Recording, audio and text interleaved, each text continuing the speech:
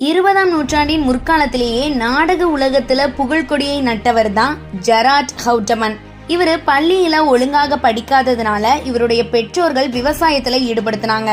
விவசாய பண்ணையில 1 வருஷம் வேலை பார்த்திருக்காரு.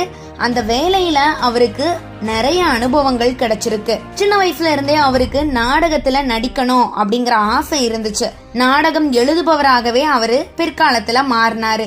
1893ல மேடை ஏறிய நாடகமான நெசவாளிகள் அப்படிங்கிற நாடகம் இவருடைய புகழை உச்சிக்கே கொண்டு போச்சு அப்படின்னு சொல்லலாம். இந்த நாடகம் ஐரோப்பிய மேடைகளை பலமுறை கண்டதோடு 1897ல நியூயார்க் நகரில் உள்ள சிறப்புமிக்க இர்விங் பிளேஸ் தியேட்டர்லயும் மேடையேற்றப்பட்டுச்சு.